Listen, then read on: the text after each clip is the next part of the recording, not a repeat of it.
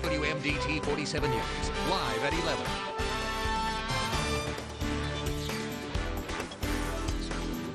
Heavy snow, freezing rain, icy roads, and chilly temperatures as the first major winter storm of the year bears down on the Northeast. But what can we expect here on Delmarva? Plus, as the cold winds continue to blow, local groups are reaching out to help the homeless population in Wicomico County. How you can help as well. And part 4 of our special week-long report on heroin abuse across the peninsula. WMDT's Emily Lampa explains what experts say is the solution to this growing problem. Good evening and thanks for joining us tonight. I'm David Caldwell. More news in less time starts now. We begin with the big story of the day, this winter storm hitting our area. Here's a look at what's going on outside of our door. Earlier this evening, we asked on Facebook what our viewers were seeing outside theirs. Many said they got snow, rain, and, of course, bitingly cold temperatures. So let's waste no time in sending it over to meteorologist Travis Michaels with more on what we can expect as the night wears on. Hey, Travis. Hey, David. We're looking at that snow to kind of continue. We're looking at some very big flakes falling outside, as you just saw, and I've heard from a lot of people around the peninsula. They're seeing some big snowflakes falling. Now, if you're worried about that, we've got some good news for you, but you still want to use caution if you are heading out the door tonight. I'd kind of recommend just kind of staying in and then handling this situation as you head out the door tomorrow. We're looking at, as you can see, bright whites right across the peninsula in this area here. That's all going to be wrapping up, and there's actually some dry air on the back side of that system, which is hopeful in the sense that we're going to see the system slowly drying out, but we're not going to be done with the snow until we head through about mid-morning tomorrow with some lingering flurries. We've got winter storm warnings and winter weather advisories in effect for counties around the peninsula. Those highlighted in pink would be the winter storm warning. Those last until 1 o'clock tomorrow afternoon, and the ones in the purple will be the winter weather advisories. This just means that those roads are going to be slick out there. Winds picking up tomorrow, so we do expect to see very breezy conditions for your day tomorrow. Going to be frigid out there, and that's also going to start blowing some snow back across the roadways that have been cleared. So please use caution. That's the biggest thing out there. There's no need to panic. That is not the situation out there, but just be careful out there and think before you head on the roadways and use your caution, as I mentioned. I'll have this full 7-day forecast plus totals that you can expect with this snow coming up in a few more minutes. David? All right, thank you, Travis. And with the messy weather clearly already here and even colder air approaching, one homeless shelter in Salisbury is opening its doors a day early to help the men of the community who otherwise have nowhere to go. WMDT's Jennifer Fulginiti has the details. Temperatures Friday night will be dropping into single digits, putting hundreds of Salisbury homeless men and women in danger.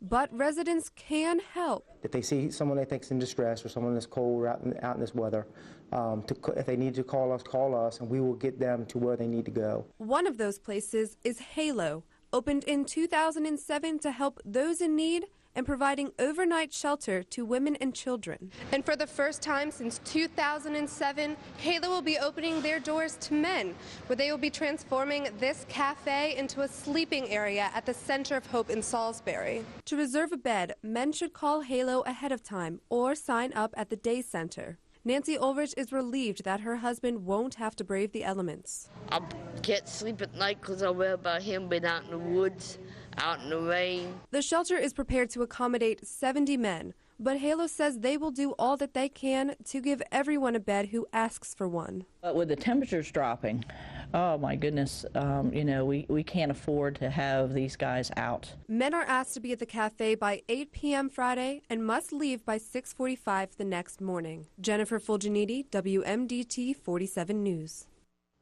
If you would like to reserve a bed for someone at Halo's Center of Hope, please call them at 410-742-9356. The next available Salisbury shelter will be Wesley Temple from January 4th through the 10th, and they have a maximum capacity of 30. For the full list of participating shelters in Salisbury, check out our website at WMDT.com.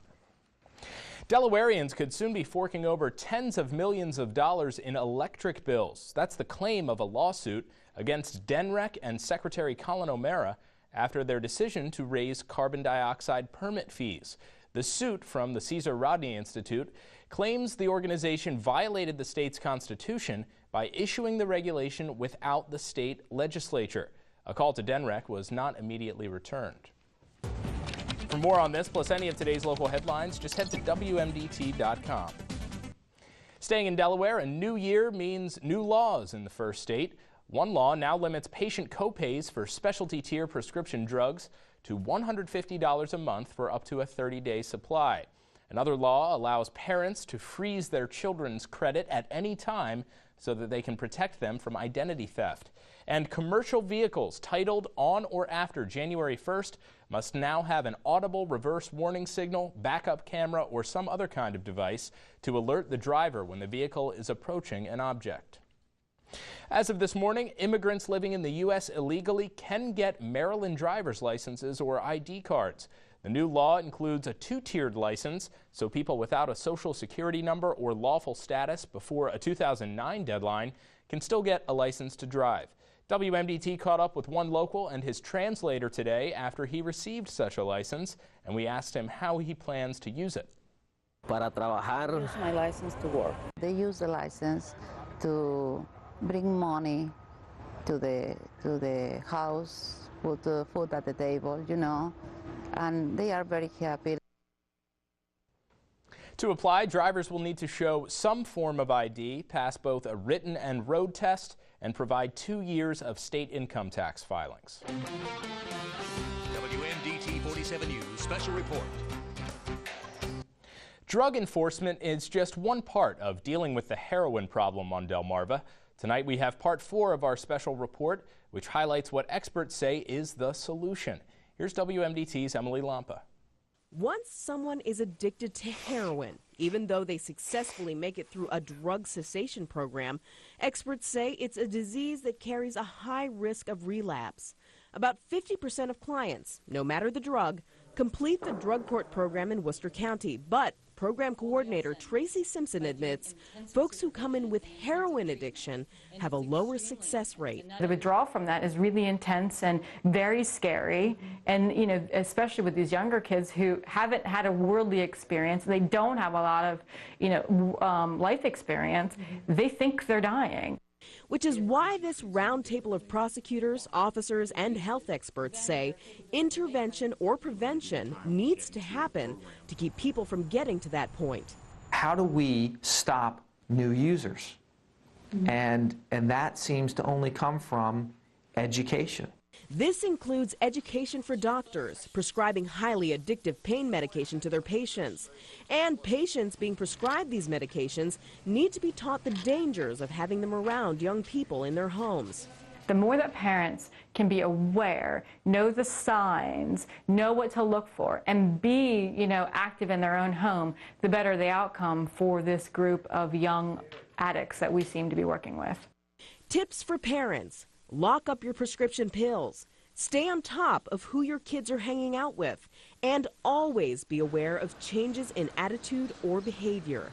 The information is there and it's available. I just think we need to keep beating that drum. I just think it cannot be said enough. And if you have just a hint of suspicion, don't you owe it to yourself and more importantly to your family and your child to at least follow up on it, make sure there's nothing to it. Emily Lampa, WMDT 47 News. Another important tip for parents, keep an eye on the internet and cell phone use of your children and teens. In the 5th and final part of this special report, WMDT's Emily Lampa explains the role technology plays in facilitating drug use among young people and why parents need to stay on top of it. Be on the lookout for a month. This week's On the Lookout segment starts with an update. Since our story first aired in September, the Wicomico Bureau of Investigation tells WMDT that daytime burglaries are under control at this point. But when highly active, burglars will typically stalk houses until homeowners are gone and specifically take jewelry and electronics. Some ways to help investigators relocate any lost items: write down serial numbers for all electronic devices and also take photos of jewelry. As a preventative measure, be vigilant about checking credentials of anyone appearing to be doing work around your home. People can challenge these would-be suspicious people. Well, who do you work for? Do you have an ID card for it? Does the logo on the shirt match what you say you're doing? Do you have a Wicomico peddler's license to be doing what you're doing? Sergeant Owen says that more than 90% of criminals arrested for committing a daytime burglary are stealing to subsidize their drug habits.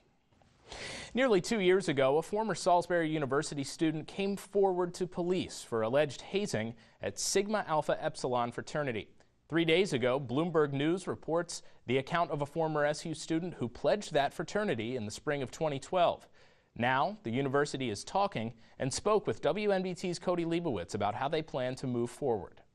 March 16, 2012, the day that alleged hazing happened in a Salisbury University fraternity, Sigma Alpha Epsilon. It was reportedly the fraternity's family night, where pledges were forced to drink a potentially lethal amount of alcohol and were dehumanized. It's unacceptable. 22 months later, the fraternity is still suspended until at least this spring semester. Their logo no longer appears on the university's website. But despite those punishments, one family wants more. Former SU student and at the time pledged Justin Stewart says he was forced to stand in trash cans filled waist deep with ice, and his parents spoke about the incident to WMDT on the phone. They told us, quote, Justin doesn't want anyone to go through what he went through and have their lives jeopardized. And the school failed to show any responsibility. The fraternity should be eliminated from the school. Most of the members won't be SU students by the time they return. They have either left the institution or have graduated. So to a certain extent, the organization will be starting over. For SAE to be reinstated at the school, Dr. Dane Faust says the chapter must meet certain requirements, including a member education plan. Do you feel that the punishment was sufficient enough? Well, in my mind, I'm going to support the process that's occurred here. Cody Leibowitz, WMDT 47 News. Now, Justin Stewart was not available to speak with us today, but his parents also told us he's now going to the University of Maryland, fielding internship calls, and currently has his life 100% in order. Now to the stories making headlines across our nation this evening. In California, police have arrested 43-year-old Gary Lee Bullock in connection with the murder of priest Reverend Eric Freed. Freed's body was found on New Year's Day in the St. Bernard Church Rectory after he failed to show up for morning mass. Bullock had been named in an arrest warrant, and he had reportedly been in and out of police custody in the hours before Freed's death. Authorities are still trying to figure out a motive for the murder. Edward Snowden is gaining some new allies. The New York Times and Great Britain's The Guardian are calling for President Obama to take mercy on the former NSA contractor after he leaked information about the agency's surveillance program. Snowden has been living in Russia for the last few months under temporary asylum in order to avoid facing espionage charges in the U.S. Still to come tonight, Travis will be back with the latest on this winter weather, plus what we can expect for those roadways tomorrow. And changes in Medicaid funding will cost the first state millions, but plans to expand are still in place. We'll explain just how it works and what it means in dollars and cents after the break. Find these stories and more at WMDT.com.